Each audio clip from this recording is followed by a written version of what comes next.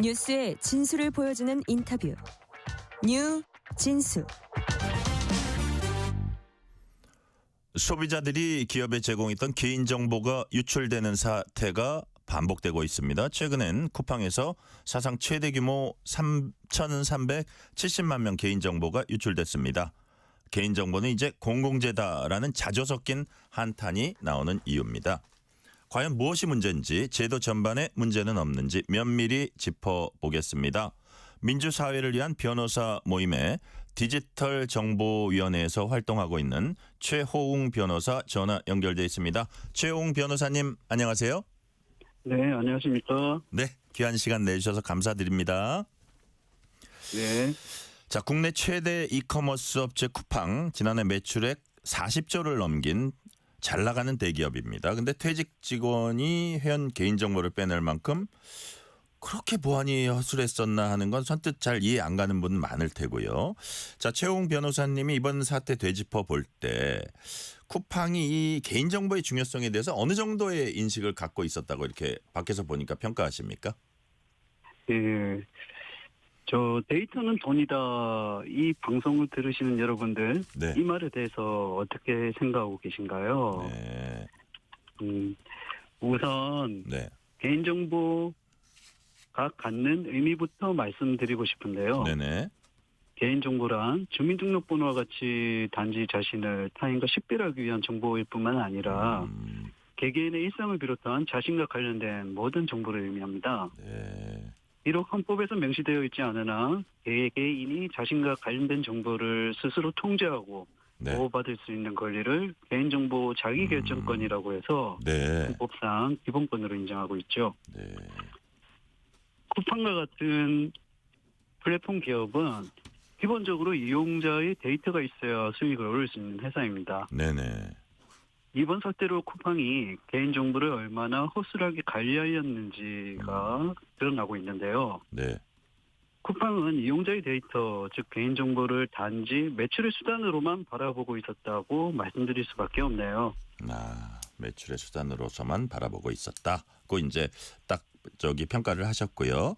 변호사님, 그리고 이제 개인정보가 유출되는 경로 뭐 크게 보면 외부 해킹, 그다음에 내부자 유출, 이렇게 뭐 크게 나눌 수 있는데 이 두 가지를 막기 위해서 기업들도 나름 뭐 노력은 하고 있을 겁니다. 그 노력의 강도나 지금 말씀하신 거기에 대한 제대로 된 인식, 이런 게 이제 더 중요하긴 하겠지만 어쨌든 나름대로 막으려고 하는데 자꾸 뚫린다거나 내부적으로든 외부에서든 그 자꾸 뚫리는 이유는 뭐라고 보세요?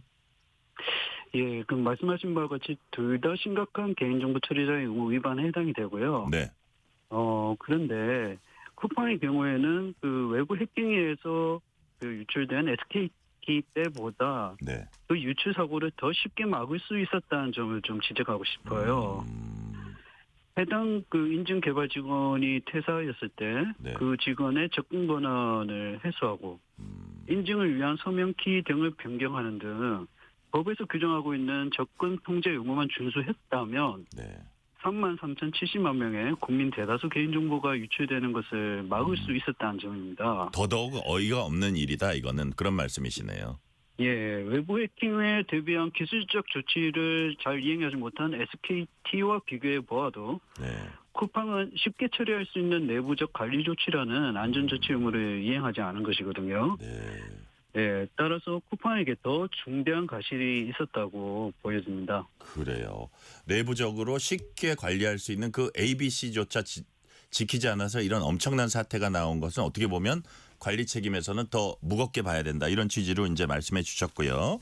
네. 자, 그리고 변호사님, 쿠팡뿐만이 아니고요. 뭐 아까 우리가 SKT 얘기했지만 그 휴대전화 가입자 정보, 백화점 고객, 심지어 이른바 명품으로 불리는 해외 고가 상품 구매자 명단까지 곳곳이 지금 털리고 있습니다. 이쯤 되면 국내 기업들의 개인정보 보안에 정말 심각한 문제, 이거 구조적인 문제 있는 게 아닌가, 이런 생각도 드는데 최 변호사님은 이 부분은 어떻게 보십니까?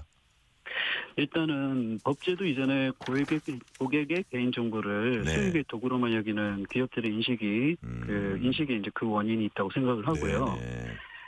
법 제도적으로는 강력한 가징금 부과나 집단 소송 등 실효성 있게 규제할 수 있는 수단이 마련되어 있지 않다는 점입니다. 예.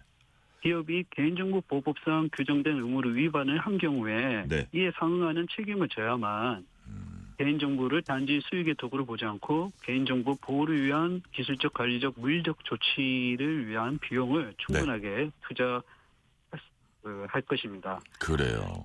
예, 개인정보 보호를 소홀히 하더라도 회사는 망하지 않는다.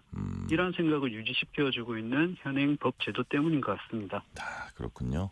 회사가 진짜 이거를 잘못하면 망한다는 그런 각오로 철저하게 할 때 이런 것이 많이 개선될 수 있다는 취지의 말씀이신데 혹시 해외 사례 우리가 좀 참고할 만한 게 있을까요? 네. 그 유럽의 경우에 네. 유럽 개인정보보호법이 있습니다. 이제 GDPR이라고 하는데요.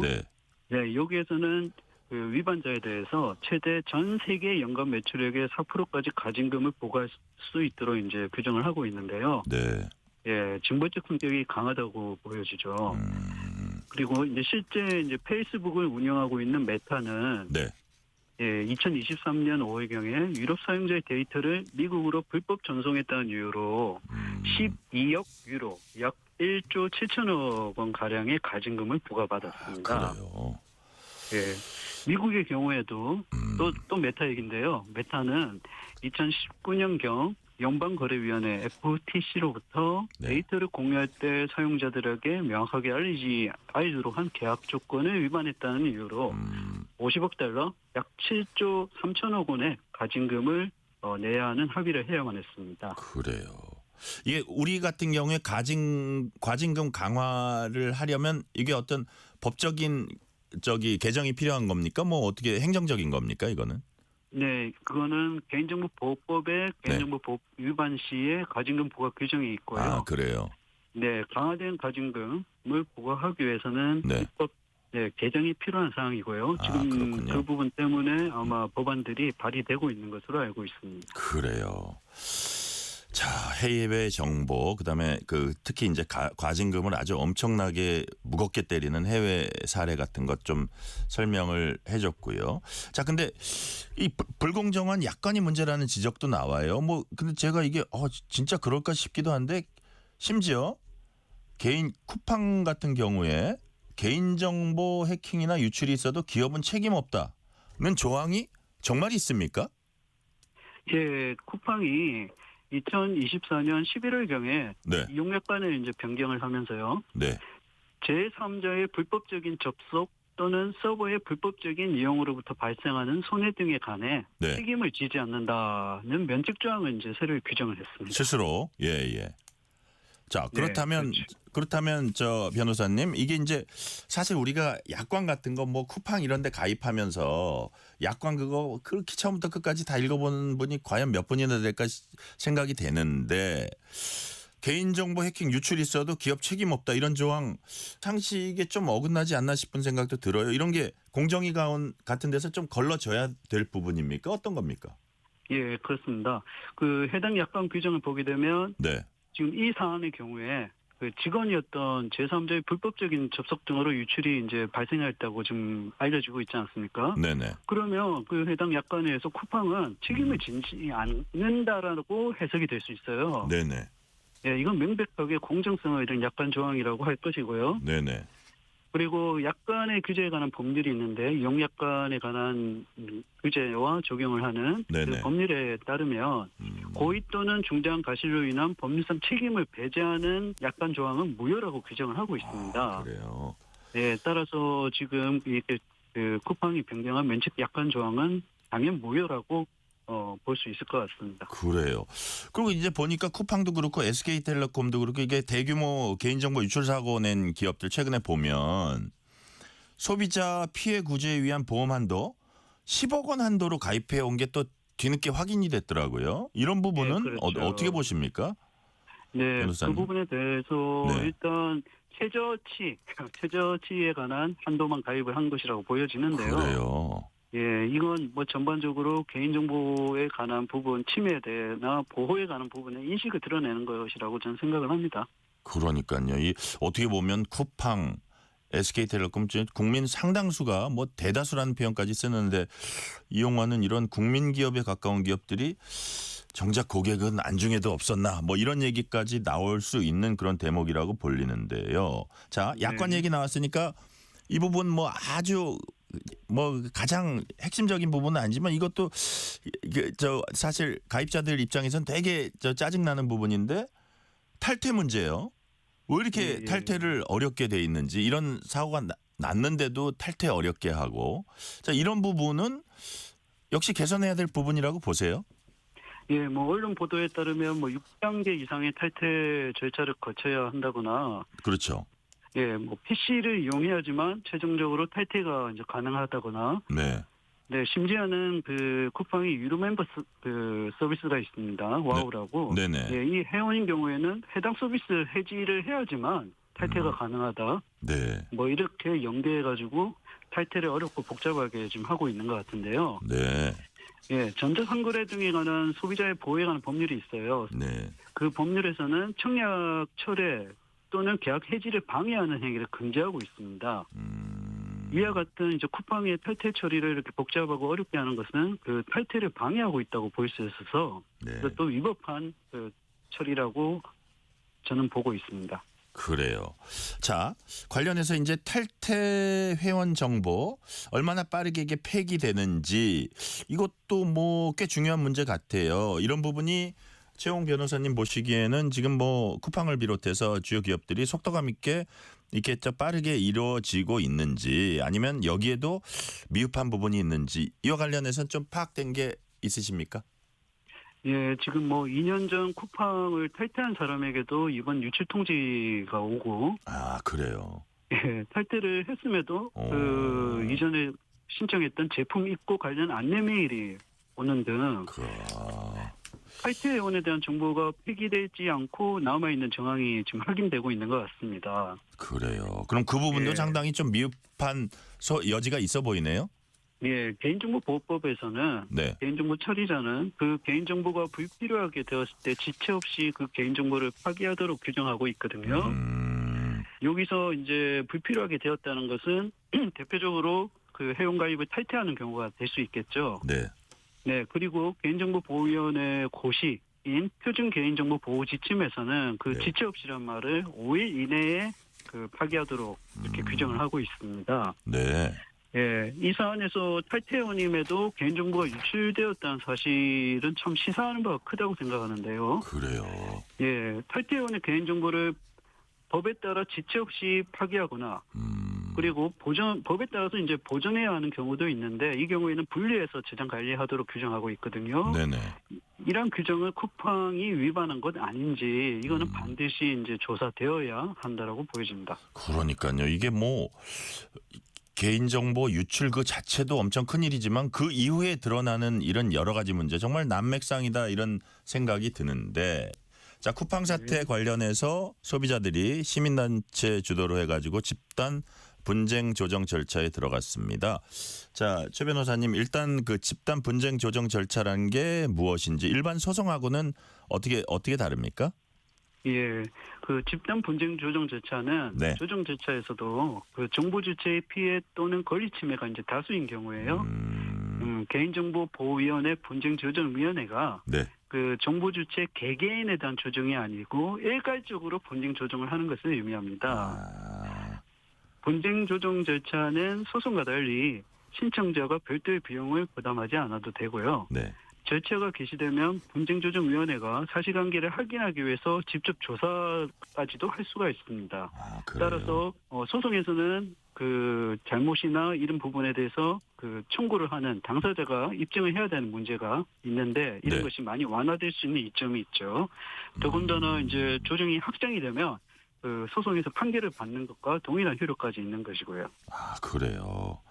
자, 저기 변호사님 그러면은 이게 개인정보위원회 말씀하셨잖아요. 뭐 이거 그 개인정보 보호위원회인가요? 개인정보 예. 여하튼 개보위라 그러든지 여하튼 개인정보보호위원회 말씀하신 그러면 만약에 뭐 나의 그 개인정보가 유출됐다 그러면 제가 따로 여기다 막 집단 소송할 때는 왜 이름도 올리고 해야 되는데 그게 아니어도 나중에 어떤 그 보상을 받거나 어떤 그 거기에 대한 반대급부를 받을 때 그 혜택을 입을 수 있다 그런 얘기인가요? 가만히 있어도?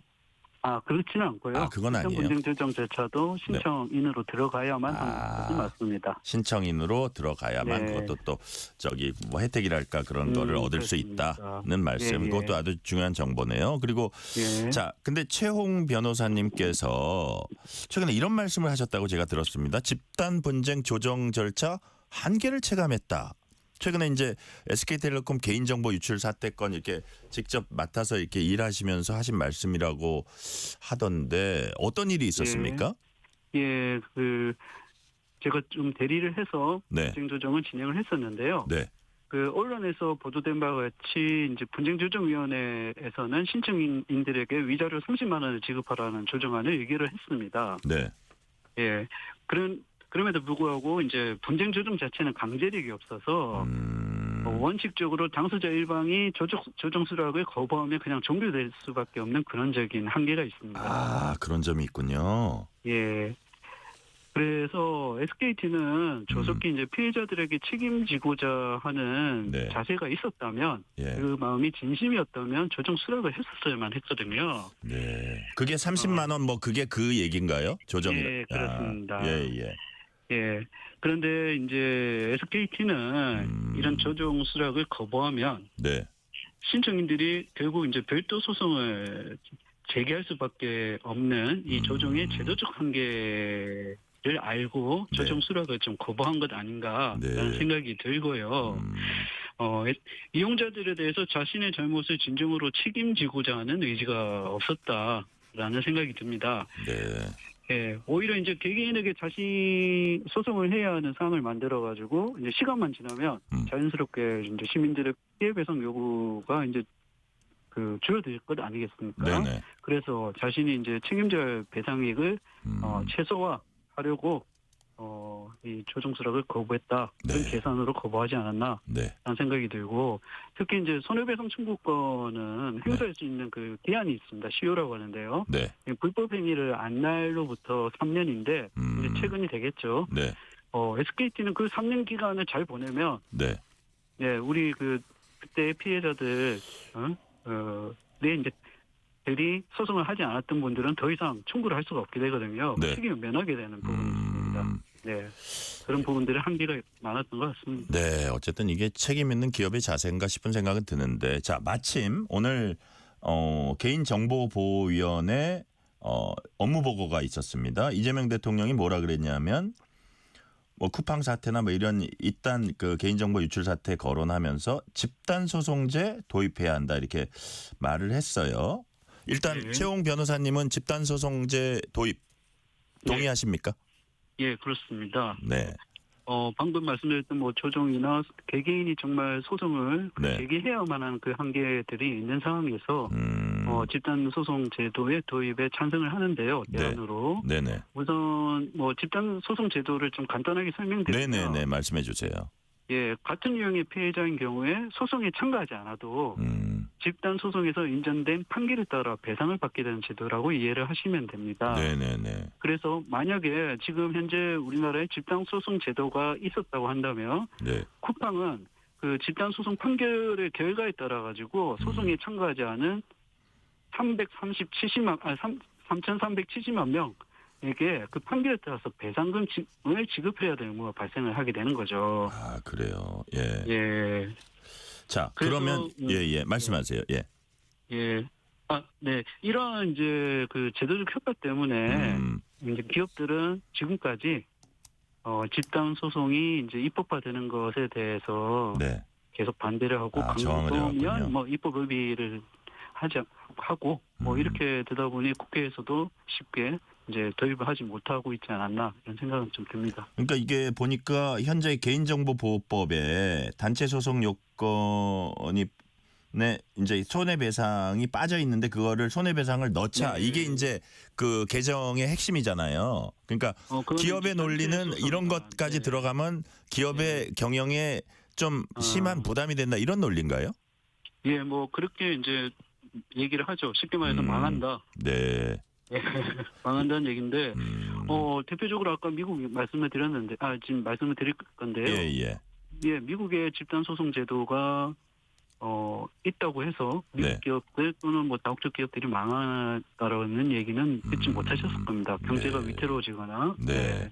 그래서 기업의 핑계라는 생각이 듭니다. 그러니까 그런 것을 통해서 긍정적인 효과를 얻을 수 있는 게 더 크지 기업이 망한다 이거는 좀 너무 과장된 거다라는 말씀이시고 미국에서는 이미 운영하고 있다는 거죠. 예, 그렇습니다. 네. 자, 그리고요. 변호사님. 그 네. 관련해서 미국에서도 쿠팡을 상대로 한 소송이 제기됐다고 제가 들었는데 미국 내 쿠팡 소송이 국내 소송에 끼치는 영향이 있는지 다시 말해서 예컨대 이쪽 국내에서 만약에 소송을 진행하게 될 때 좀 참고할 점이라든지 뭐 그런 것도 있나요? 뭐 이제 그 미국에서 소송을 제기하신다고 준비하시는 네. 그 법무법인 또 이제 변호사 분께서 말씀하시는 거는 미국의 디스커버리 제도라고 네네. 증거 개시 제도입니다. 예. 그래서 그럼 반드시 이제 그 업체에서는 그 관련 증거를 제시를 해야 된다고 하더라고요. 잠깐 증거 개시 제도 이게 뭔지 짤막하게 좀 말씀해 주세요. 예, 보통 이제 네. 우리가 소송을 하게 되면은 청구하는 측에서 입증을 해야 되지 않습니까? 네네네. 뭐 네. 쿠팡이 이번에 개인정보보호법의 보안 조치를 위반했다. 또는 뭐 그런 부분에 대해서 관리를 회사 내에서 어떻게 해왔나 네. 뭐 이런 부분들에 대한 그 증거 확보가 필요한데 그것에 대해 가지고 이제 미국의 증거 개시 제도, 디스커버리 제도 같은 경우에는 네. 의무적으로 제출을 하도록 되어 있어요. 소송을 제기하기도 전에. 네네. 네, 그러니까 이제 그 과정에서 확보된 증거 자료를 지금 한국에서 벌어지는 뭐 소송이나 또는 조사, 수사 과정 뭐 이런 부분에서 충분히 활용을 할 수 있다라는 긍정적인 말씀을 하시고 뭐 그 부분에 대해서는 전 동의는 하고요. 네. 네. 자, 1차적으로 이제 각 기업들이 왜냐하면 그 고객들의 정보를 직접 활용하는 건 기업이니까 기업들이 고객 개인정보 지키기 위해서 각고의 노력, 최선을 다하는 게 이제 일단 1차적으로 중요하고요. 자, 이를 좀 단단하게 받쳐주고 하는 게 이제 법과 제도다 이렇게 볼 수 있는데 자, 우리가 개인정보보호법에 손해배상을 넣냐 마냐 요 얘기 변호사님도 그렇고 이제 이재명 대통령도 그렇고 이거는 넣을 필요가 있다는 취지로 이제 얘기를 하셨는데 자 그렇다면 그런 집단 소송 손해배상 개념 넣는 요거 말고 조금 우리 현재 법을 개정한다면 조금 더 이렇게 보완해야 될 점은 뭐가 있다고 보시는지 또 개인정보보호법에 관통하는 어떤 원칙이랄까 지켜져야 될 그 원칙 이런 건 뭐가 있는지 그런 부분을 조금 설명을 해주세요. 예, 일단은 그 개인정보 보호 원칙이라는 것이 아까 네. 말씀드린 바와 같이 개인정보는 이제 관련된 문제는 결국 기본권의 문제입니다. 네. 네, 그래서 기본권의 보호를 어떻게 하느냐라는 것으로 기준을 삼아 네네. 제도와 그다음 기술의 활용들이 이루어져야 할 것이고 그런 제도 자체가 정보지체 기본권 제한의 그 원칙인 가입금지 원칙을 적용해서 보호를 해야 된다라고 생각을 합니다. 그런데 지금 뭐 시간이 되는지 모르겠으나 괜찮습니다. 말씀하세요. 예. 예, 그 개인정보 원본 데이터를 인공지능 개발을 위해 가지고 그 학습 데이터로 정보지체 동의 없이 활용하고자 하는 네. 그 개인정보보호법 개정안이 지금 상정이 되어 있는 상황인데요. 네, 그랬을 때 정보지체 동의 없이 그리고 가명 처리도 하지 않고 단지 이제 인공지능 개발을 위해서 원본 데이터를 그렇게 활용을 할 수 있게 한다는 것은 그러니까요.